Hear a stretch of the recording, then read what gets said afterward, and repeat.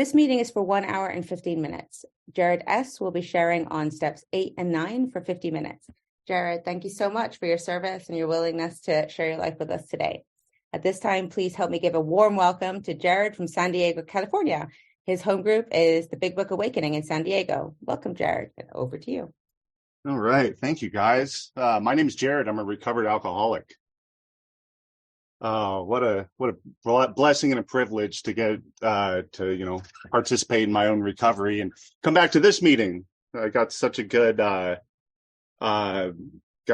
feedback the last time I was here. You guys are so warm and welcoming and everything. It's wonderful to be here. My big book open on my other screen here. All right. What am I here to talk about again? Oh yeah, 8 and 9. So let's just, I guess, jump right into it, right? Let me start my timer here. Well, in the 5th step, right, I disconnect from ego. In step 6 and 7, I connect to God, and in step 9, I go out and I connect to all of you guys, my brothers and sisters, God's kids, right? So going through my life, even after I've completed up through the 8th step, I still had this sense of fear going into, everyday kind of stuff, my job, going into meetings, just new experiences in general, right? But just this sense of separation between myself and all of you guys.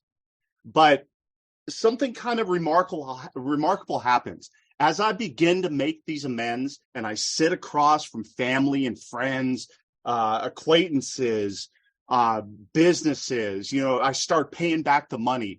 This sense of separation and this fear starts to slip away, and it starts to become replaced by a feeling of contentment, a sense of belonging, a comfortability that I'd never experienced because I felt so separate my entire life, right? So the book says we made this list when we took inventory, and I'm supposed to pray, and I add names of the people who I realized that I've hurt in the process of my attempts to live my life on my own will and all these people's toes that I stepped on. So the word all was impressed upon me as being extremely important. If you look at the steps up on the wall, what does it say? Made a list of all and became willing to make amends to all. Now, it doesn't say made a list of all persons that we've harmed, except for the ones that we don't want to make amends to. It doesn't say made a list of all persons we'd harmed, except for the ones that our sponsor told us that we don't have to make. And in the past, I've gone out and made a couple amends and then stopped. This is not my first time in Alcoholics Anonymous. And my ego rebuilt to the point where, after I've made a few of the easy ones, now I start to think that the reason for doing this was really only about the unmanageability of my life. And well, now, look how far I've come. I'm doing a lot better now, and my life is good. I don't need to finish these amends. Well, guess what happened after that?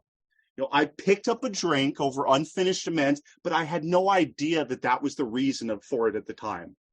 And there's a lot of instruction in the book about making amends. Just about, every possible scenario. Friends and parents we've heard, intimate relationships and infidelity, business acquaintances, people we hate, people who've died and can't be seen, criminal offenses, owing money, family members that we've hurt. There's all kinds of pretty much every scenario you could think of. And I'll go through some of the mechanics and of course get to some of the experience, because that's what everyone really wants to hear about. The first instruction that it says is that I go out to my fellows. It doesn't say that I become willing and I wait for them to show up in my life. It says I go out to them and I try to repair the damage done in the past. The second thing that it says is that I attempt to sweep away debris. Now, in the fourth step, it talks about that I'm going to face and be rid of the things that have me blocked from experiencing the power of God in my life. And in 4 and 5, I get clear on what this debris looks like. And in 9, I'm going out into the world with the broom in an attempt to clean it up. And the third instruction says, this is all here on page 76, if you guys got a book in front of you. But the third instruction here says that if I don't have the will to do this, I ask until it comes. And then I love this part because it reminds me, as it does several times throughout the book, especially in this section, when it tells me to do something that's going to challenge my belief system. And my ego is going to want to rise up and tell me that I've come far enough. And I don't have to do this part.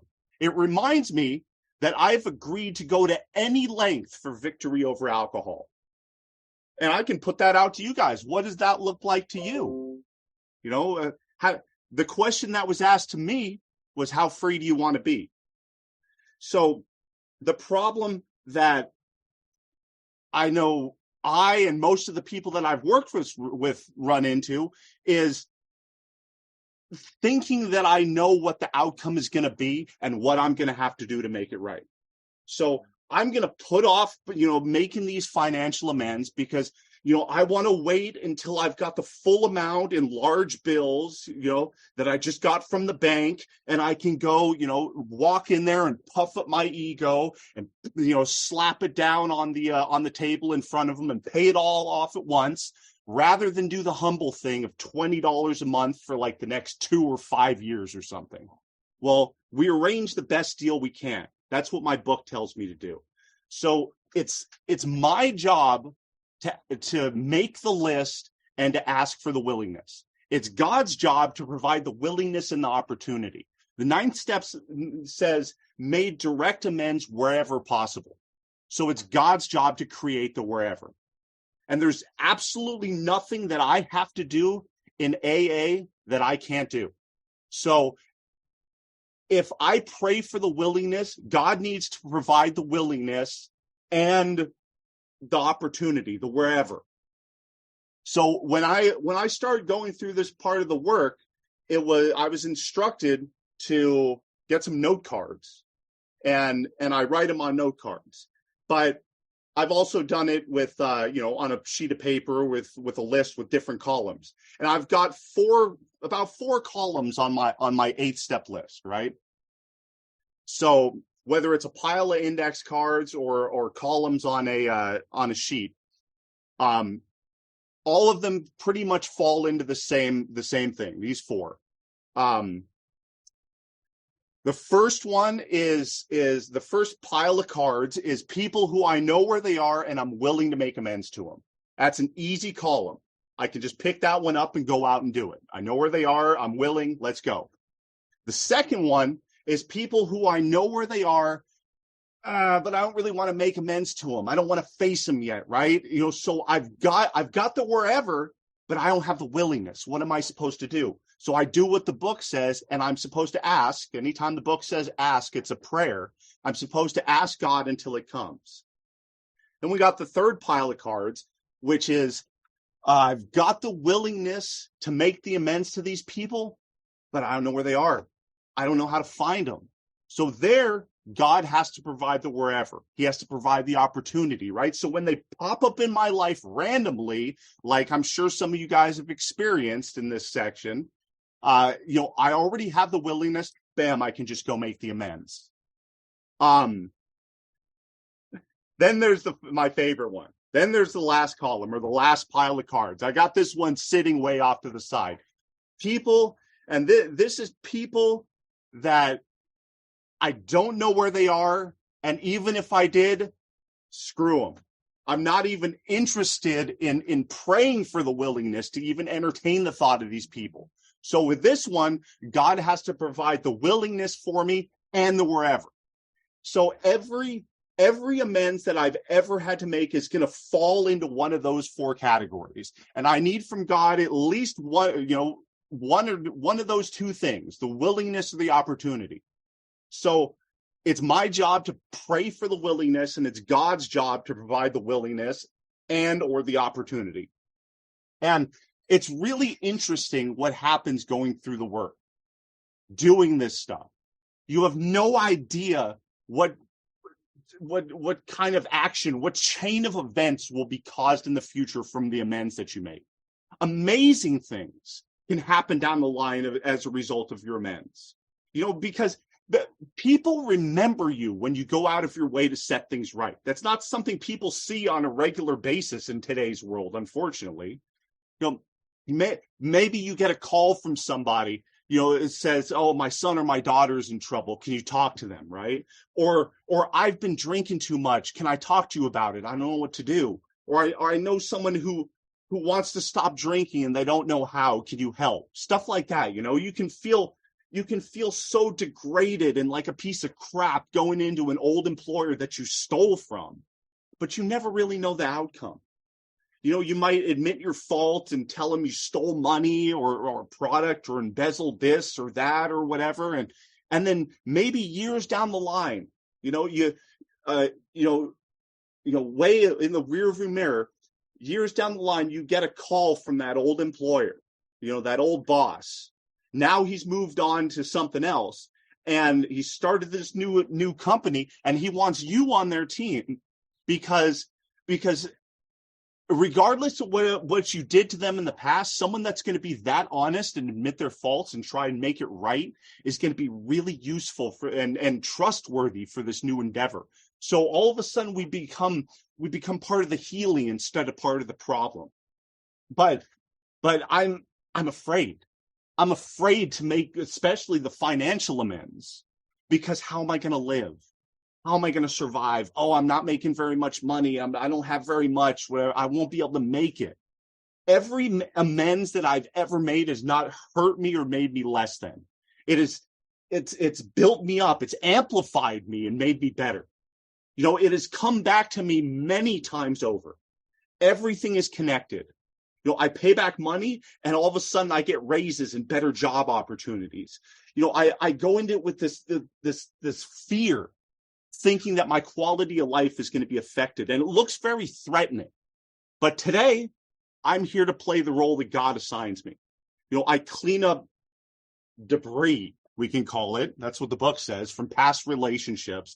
And all of a sudden after that, I start to get a peace and serenity in my life, and I start to have healthy relationships. The more and more I go and pay back money that I owe and clean it up with past employers, the more I start to earn in my career. The more I go and clean it up with like all this past stuff that happened and make amends for past relationships with family, friends, girlfriends, everything, the more I get to see and experience a new level of connectedness, of intimacy in relationships like I've never seen before. I pay back money starts to come in my life. It's like everything is connected. I'm afraid that this isn't going to work. I'm going to be broke or embarrassed or shunned, but a strange thing starts to happen as I start to make these amends. I finally start to believe in God the same way that I believed in alcohol. I reached for this stuff because it would provide me with a sense of ease and comfort. The solution that I needed at the time, right? To feel okay. And now doing this work and getting the experience from it, I'm finally able to see that this does work. When I rely on God, God really does have my back. And I start to believe, and I start to believe for real when I see the miracle. I mean, we can look around at I was just talking to one of my guys about this the other day. People, members, other members who believe the fears in their head and don't trust God. And they won't walk through the fear, will shy away from making amends, right? And I went through this. I was constantly on the verge of financial distress, living paycheck to paycheck, never really ever having enough money, never really getting the job or that I wanted, or being able to support myself or my family or anything. And I remember my sponsor told me this. He said that it's not a financial distress issue.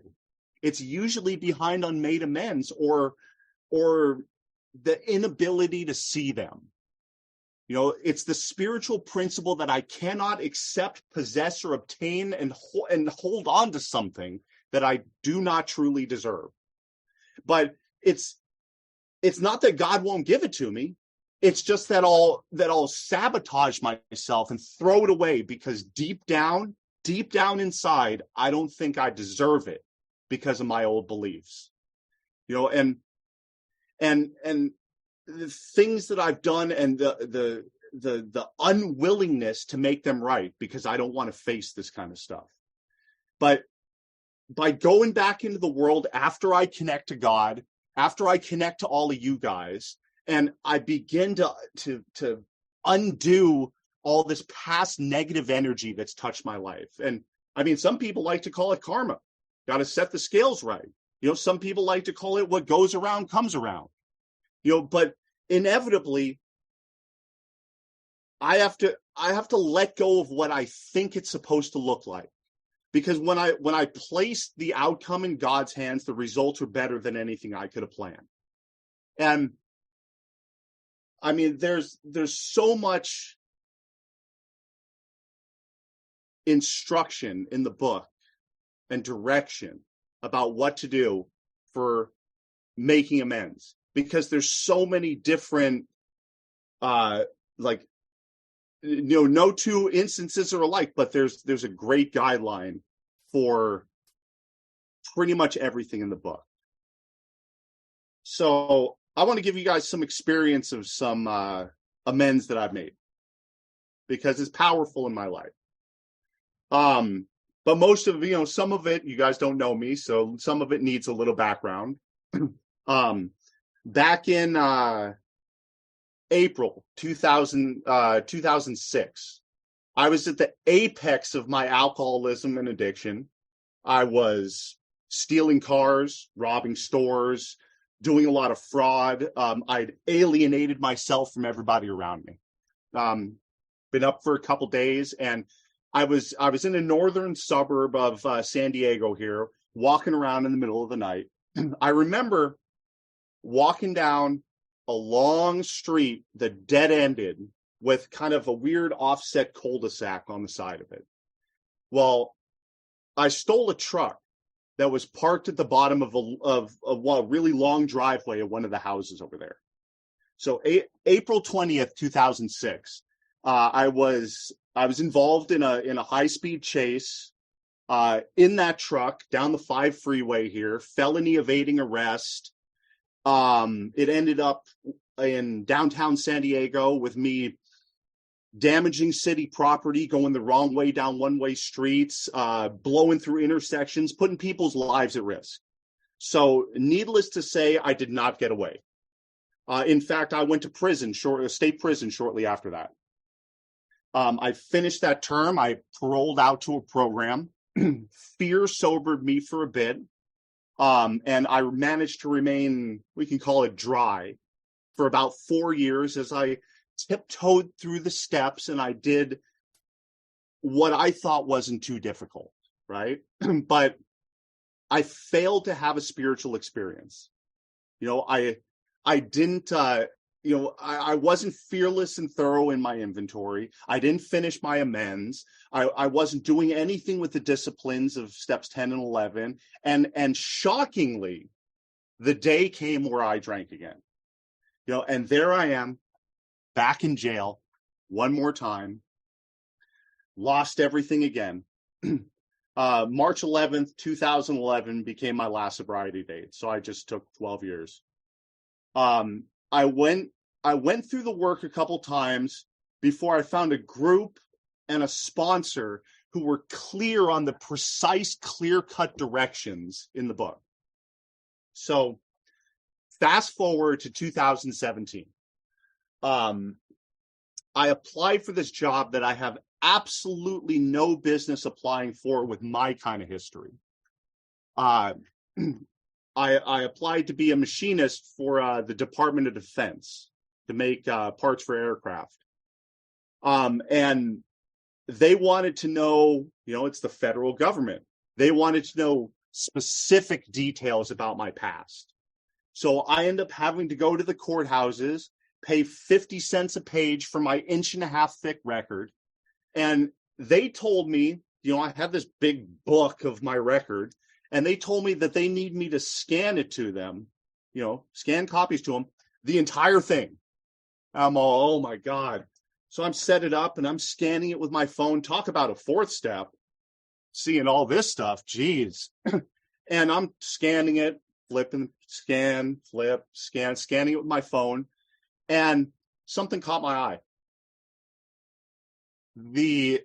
Now I see the make and model of that truck that I stole in 2006. Now, I'd never seen any of this paperwork, any of this discovery report, anything. I've never seen any of this stuff before. And then a little bit farther down on the page, I saw the victim's name. Now, it registered with me, but I didn't think anything of it. I'm in the middle of something. I'm doing something.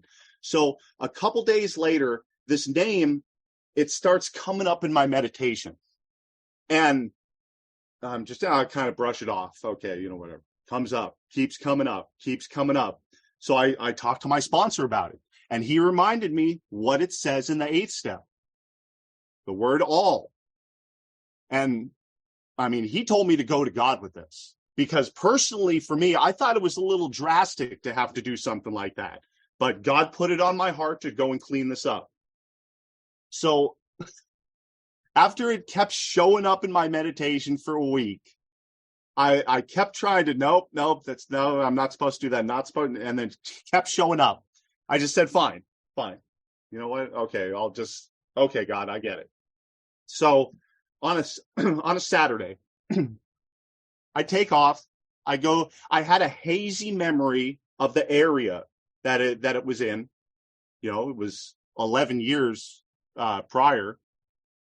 I jumped in my car. I drove up to that area, and I'm doing laps around the whole area.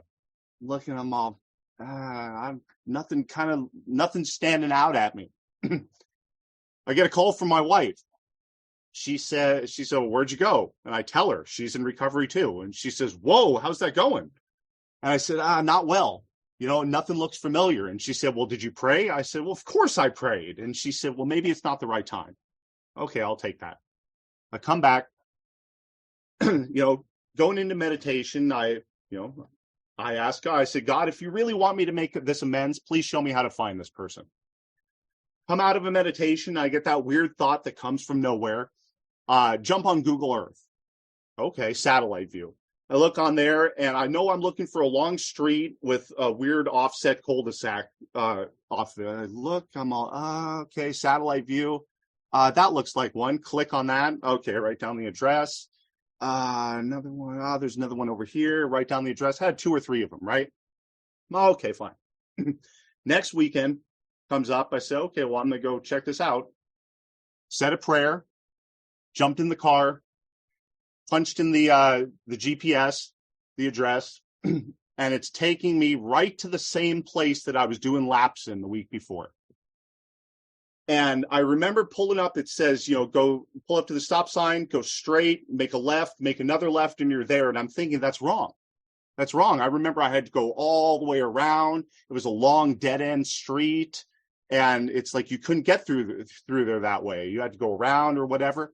And, well, it's 11 years later. The landscape's changed. New roads have opened. So I go and I turn in there and I'm looking this way and it's, turn left here and you'll be in the cul-de-sac. Say, well, this doesn't look familiar. I drove by here last weekend. This isn't it. And I turn in the cul-de-sac and I'm looking and I turn in the cul-de-sac and it's like a bolt of lightning hit my body because the same truck that I stole 11 years ago was sitting in the driveway. Ooh, okay. Parked, said a quick prayer. Got out, walking up, long driveway, long walkway to the door, big tall bushes. And I went, crap, what if I have to run? And walk up through the walkway to get to the front door, and there's a gate. Okay, try the gate, locked. First thought was, oh, well, I tried. Nope, doorbell right next to the gate. Hit the doorbell. Couple seconds later, door opens. Older gentleman comes out. Can I help you? I said, I'm looking for Thomas Bates. And he said, well, you found him. Here we go, God. Help me out. I said, Mr. Bates, my name's Jared. I'm in recovery from alcoholism. I'm on the 9th step. I simply will not get over my drinking until I've done my utmost to try and clean up my past. Mr. Bates, in the past, I harmed you. Puzzled look. I said, 11 years ago, I stole that truck that's sitting in your driveway. His eyes get big. He says, I remember that. And he says, I hope you weren't injured in the crash, because I crashed it. And I said, no, sir. I said, Mr. Bates, undoubtedly my actions affected your life. Do you need to tell me how what I did affected you? And he looks at me and he says, no. I said, Mr. Bates, do you need to tell me how what I did made you feel? And he looks at me and he says, I'm just trying to figure out why you're standing in front of me now. Why now? Why today? I said, well, I just recently acquired a job that had me take a hard look at my past. Your name was on my paperwork because you were the victim of one of my crimes, and God put it on my heart to do whatever I could to try and find you to come make this amends. He nods. I said, Mr. Bates, is there anything I can do to make this right? He looks at me like he was looking into me. And he says, you know what? It took a lot of guts for you to come up here and do this. I could have cussed you out up and down. I could have reacted in any sort of way, but he looks me up and down and he says, you don't seem to be the type of person that would do those kinds of things today. Am I correct in assuming that? I said, yes, sir. He said, I accept your amends and I wish you the best on whatever life may bring you. And if you ever need some sort of a reference, I'm not really sure how these things work, but you obviously have my address. Feel free to write me a letter and I'll tell whoever it may be that you did indeed come by here and make this right. I said, wow, thank you, sir. And we shook hands and I left. And let me tell you, my feet didn't touch the ground as I walked away from there. I've never, let me tell you about levels of freedom. Now, I've been high on a lot of things in my life, but I've never been that high before. Amazing. Just amazing what this program can do. Before that amends even took place, I had another example of getting to make amends on God's time, not mine. This one falls in the category of I'm willing to make amends to this person, but I don't know where they are as well. Now I'm telling you guys that when you say this honest prayer and you're really willing to make the amends, God will do what God does to make the wherever. Back in my 20s, I was dating this girl in the midst of my alcoholism and addiction. We were perfect for each other. She was an alcoholic and addict too. In fact, she could outdrink me. She was one of those girls that had it together, finished college, decent job, still controlling her drinking, right? And then I stroll in her life. Already a hopeless alcoholic drug addict, homeless on the street, and we hit it off, and now I'm living with her. We would drink regularly, with some of her friends, smoke some weed, party it up most every evening, right? And friends would leave late, we'd go to sleep and she'd get up the next morning and go to work, leaving me in the apartment. So then I'd have my friends, the real drug addicts, come over and we do what we did. And she started to partake in that after a short time. And it wasn't long before she's calling out of work. Her friends are starting to notice that something's up with her because I got her turned on to hard drugs. And this continued for about 3 years. So in that time, her job went south. Her mom started helping her out with money so she could pay her rent. Now that apartment's gone. She moves in with one of her old roommates. Guess who's sharing a room with her? That's right, me. And that lasts a couple more months before her roommate can't put up with the kinds of people that we're bringing over. She moves out too. This happened 2 more times. Every time her mom says, I'll get you to another place, but Jared can't stay there. As soon as she was all set up and moved in, she'd call me up again. And her mom just can't do it, anymore. And after the third place, she says, I'm sorry, but I can't help you anymore. Now we're homeless together, staying wherever we can, right? I remember we slept in an electrical room above a business for about a month at one point. And everything that goes along with that lifestyle happened. I have to have some sort of a hustle to get what I needed to get for me and her. So I'm doing crime. Been doing it the whole time. Long story short, I go to prison. This was right before the high-speed chase in the truck. In fact, I just dropped her off somewhere in that same truck the day before. And I mean, you guys know what happened. 11 years later, I go for the job with Department of Defense. Now, remember I said I had to go to the courthouse and pay 50 cents a page for my huge record? So I go to the first courthouse because I have the first courthouse because I have cases in multiple counties, and it's a fairly straightforward process. There was no one waiting there besides me. They gave me all the documents for about four of my cases. When I asked about those, they said, "Oh, you have to go to this other courthouse to get them." Okay, drive up there. The place is a zoo. It's packed. So I go in and they say, "Take a number. It'll be about 3 hours." And over the loudspeaker, they're calling, the numbers for the walk-ins, and they're calling the names of the people who have appointments. Now, keep in mind, amends were not even on my radar at this point. I wasn't expecting or hoping to see anyone I knew at this sordid place. So about 2 hours in, I hear her name called over the loudspeaker. Whoa, what? She walks by me looking completely different than I remembered and says, "Oh, what? You can't say hi to me?" I said, "I didn't even recognize you. Come see me when you get done. I need to talk to you." So when she came back out, I took her down the hallway and I made a direct amends to her. She was still struggling and at the courthouse for a probation appointment.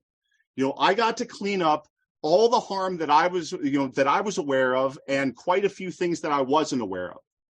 But I also got to talk to her in depth about how Alcoholics Anonymous changed my life. And she's since accepted the program of recovery outlined in this book and is doing better, is showing improvement. I mean, you never know what this thing is going to look like and how God is going to show up in your life and the lives of others. I have one more good one. Interesting one.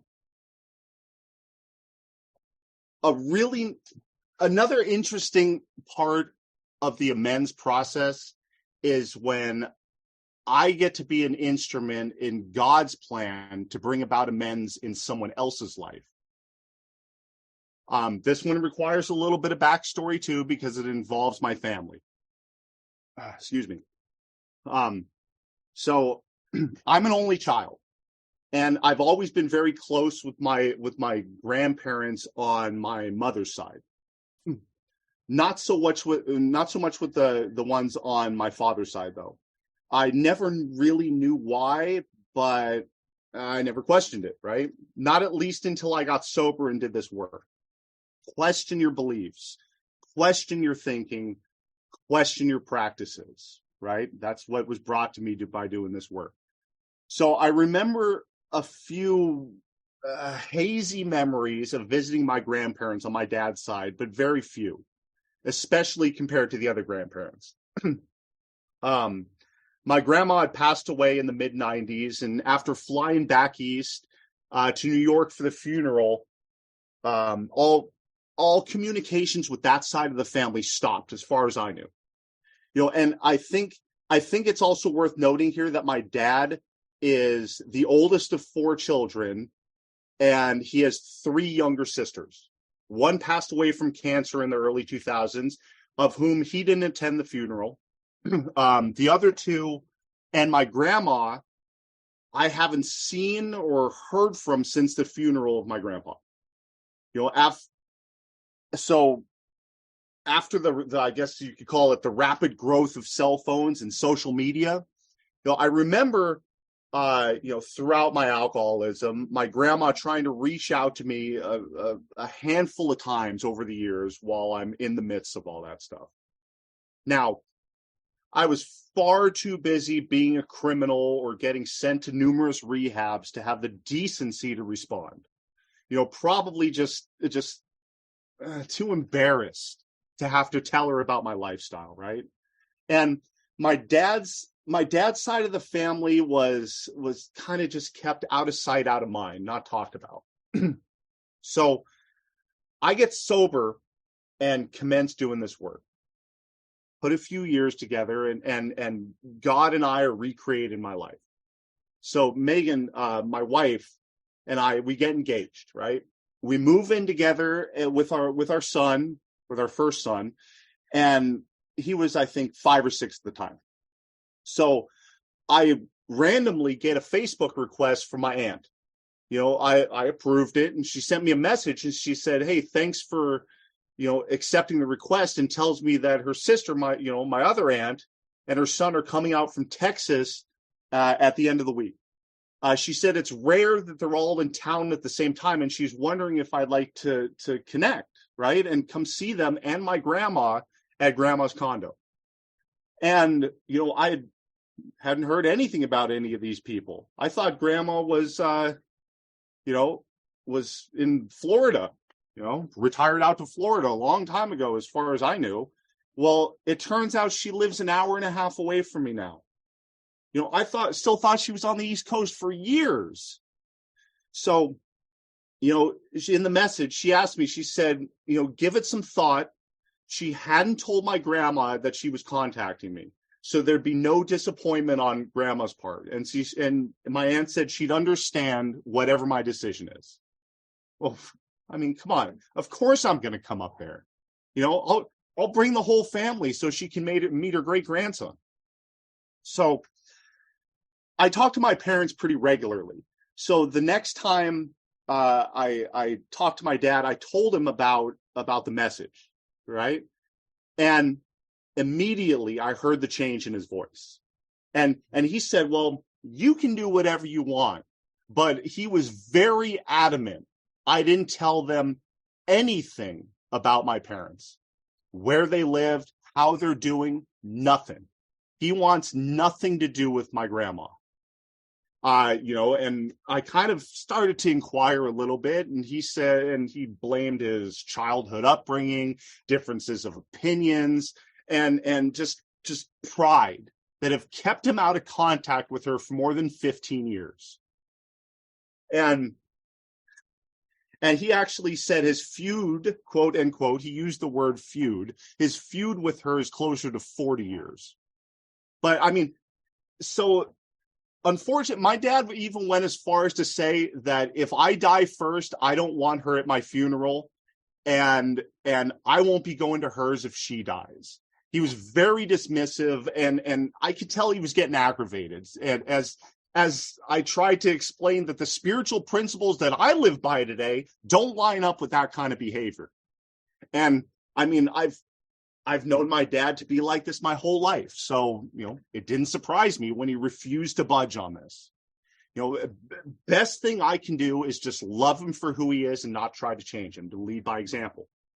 So, the family and I made the drive up, and when grandma saw me, she started crying. We had this incredible visit with her and my aunts who were taking care of her. She's getting older, her health's starting to go. We caught up on so many missed years and just on life in general. So on finding out that my wife, at the time, my fiance at the time, were engaged, she asked if she could come to the wedding. And she added, and I quote, "It would be my dying wish to see my oldest grandson get married." Of course you're going to come to the wedding, Grandma. Come on. So, of course, my pops was visibly irritated when he heard this news. He said he didn't want to be at the same table with her. He didn't want to sit by her for the ceremony, all this wonderfully childish stuff. And of course, I invited both my aunts too. So 6 months go by. Couple days before the wedding, my aunt called, and she says grandma isn't doing very well. She's been in and out of the hospital for the past couple weeks. This week has been especially bad, and she says she's really sorry, but they don't think they're going to be able to make the wedding. Grandma's very sad. I say some prayers with her. I let grandma know that I love her and I wish her a strong recovery. So, parents are in town, everyone's getting ready, ramping up for the wedding. And I told my dad this news and got little to no reaction out of him. So fast forward to the wedding. Anyone who's gotten married knows that it's a beautifully chaotic, hectic day. I mean, you're getting pulled in a million directions at once, and then feels like it's done in the blink of an eye. Now, on the way to the venue to get ready, I'm headed up there. I get a call from my aunt. She tells me that grandma's doing better today and that they're going to make great news. Ooh, this is going to be interesting. So we had our wedding at a country club golf course. And once you're there, you had to take a shuttle bus up to where the ceremony was going to be held, right? So my parents, they boarded the shuttle and they're waiting to go to the ceremony. The shuttle has to fill up and everything. And because it was getting close to start time. So right after they got on the shuttle, my aunt and my grandma pull in. So I come out, I give them a big hugging kiss and everything. And they're pulling me over here. Oh, you need to get ready. And so I'm needed back inside, right? And they get directed towards the shuttle. On the way back in, my mother-in-law, who knows only the briefest backstory about their relationship, tells me that my parents are sitting front row on the shuttle and my grandma's about to get on. She told me later that when my grandma got on, she immediately saw my dad, who I'm sure must have been shocked, went up to him and said, "This ends now. You're my son and I love you." Gave him a hug and a kiss. And I remember, the whole day is kind of a blur, but I remember seeing them sitting together at the ceremony and talking and spending time at the reception, right? So the wife and I, we left promptly on our honeymoon the next morning. And we spent the next 2 weeks island hopping in Hawaii. So we get back and I'm on my way to pick up my oldest from school. I get a call from my parents, haven't heard anything from anybody, during the 2 week period. Nice to everybody to leave us alone during the honeymoon. Parents call me and they ask, "How was the honeymoon? What did you do? How are you doing?" Asking how I was, stuff like that. And I said, "Oh, I'm doing well." Tell them a little bit about it. And I said I was just walking in to pick up, Logan, my oldest, from school. And, my parents, both on, my dad gets on and says, "Oh, we have some news." Oh, he says, "A few days after you left on your honeymoon, grandma passed away." Stopped me in my tracks. He said, "We had to scramble and make arrangements to fly out for the funeral." What? I said, "You went to the funeral?" He said, "Yeah." He said, "I got to make amends with grandma before she passed and with my sisters." You never really know how God is going to use you. God can do some masterful handiwork in your life, but also use you to help recreate the lives of others.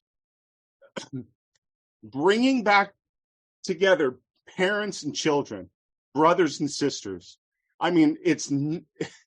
It's hard not to be able to see the hand of God in my life at this junction. If not for my wedding, my dad and my grandma would have never reconnected. They would have died with a rift full of resentment and misunderstanding between them. If it wasn't for God putting something in my aunt's heart to reach out to me, none of this would have ever come to pass. Feuds of decades melt away in an hour.